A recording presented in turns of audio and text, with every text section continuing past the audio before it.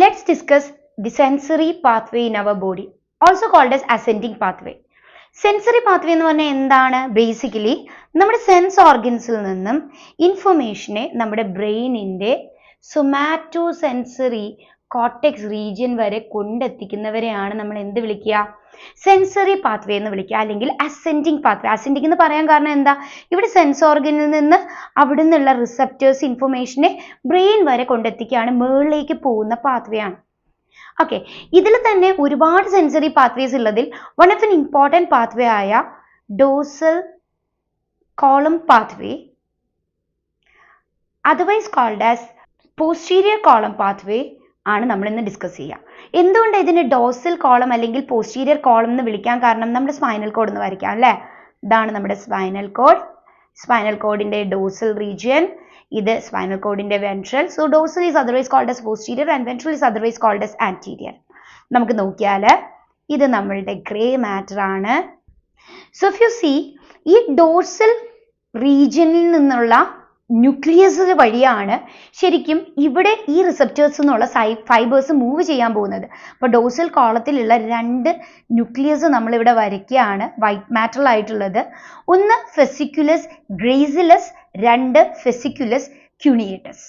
ഇവർ രണ്ടുപേരും വഴിയാണ് ഈ ഫൈബേഴ്സ് മൂവ് ചെയ്യുക. അതുകൊണ്ടാണ് നമ്മൾ ഇവരെ ഡോർസൽ കോളം പാത്വേ എന്ന് വിളിക്കുക, അല്ലെങ്കിൽ പോസ്റ്റീരിയർ കോളം പാത്വേ എന്ന് വിളിക്കുക. അപ്പൊ നമുക്കിനി ഈ പാത്വേ എങ്ങനെയാണ് നമ്മുടെ ബോഡിയിൽ അസെൻഡ് ചെയ്യുന്നതെന്ന് നോക്കാം. So starting from the receptors, നമുക്ക് different types of receptors ഉണ്ട്. For example, this is Merkels.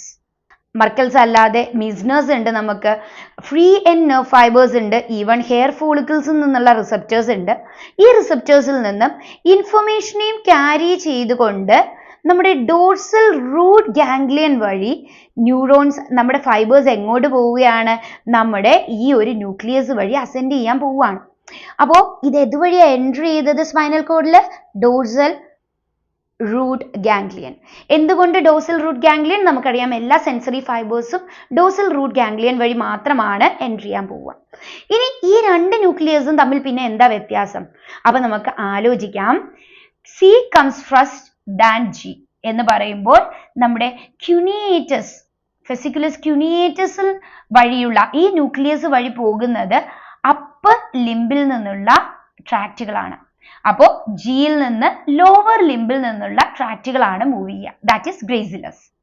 ഇനി ഈ ട്രാക്റ്റുകൾ നേരെ പോയി അതിന്റെ ഫസ്റ്റ് സിനാപ്സ് അത് ചെയ്യുന്നത് നമ്മുടെ മെഡുല്ലയിൽ വെച്ചാണ്. So let's draw back. ഇത് pons and this is the medulla.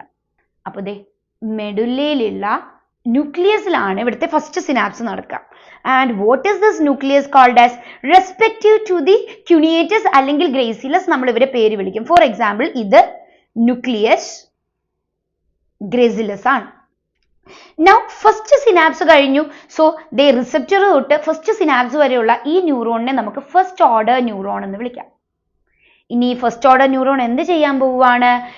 ഇവിടെ വെച്ച് ഇത് ഓപ്പോസിറ്റ് സൈഡ് ഓഫ് ദ ബ്രെയിനിലേക്ക് ഡെക്കസേറ്റ് ചെയ്യുന്നു. And it moves up as A tract. ഈ ട്രാക്റ്റിന്റെ പേരാണ് മീഡിയൽ ലെമ്നിസ്കസ്.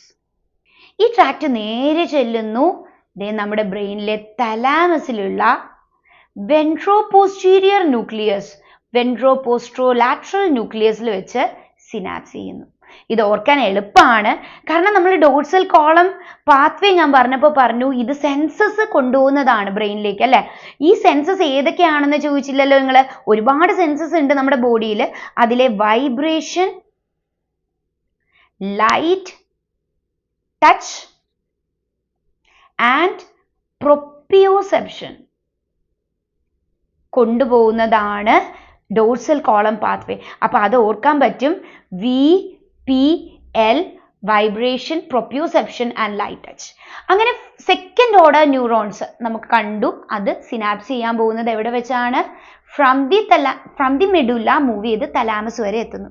ഈ തലാമസിൽ നിന്ന് തേർഡ് ഓർഡർ ന്യൂറോൺസ് ഇവിടെ നിന്ന് ഈ സിനാപ്സിൽ നിന്ന് നമ്മുടെ സെറിബ്രൽ കോർട്ടെക്സിലേക്ക് പോവുകയാണ്. കോർട്ടെക്സിന്റെ somatosensory area. So this is how dorsal column pathway അല്ലെങ്കിൽ posterior column pathway നമ്മുടെ ബോഡിയിൽ നിന്നുള്ള വൈബ്രേഷൻ, ലൈറ്റ് ടച്ച് ആൻഡ് പ്രൊപ്യോസെപ്ഷനെ നമ്മുടെ അപ്പർ ഓർ ലോവർ ലിംബിൽ നിന്ന് നമ്മുടെ സെറിബ്രൽ കോർട്ടെക്സിലെത്തി ഈ സെൻസേഷനെ നമ്മളെ ഫീൽ ചെയ്യിക്കുന്നത്.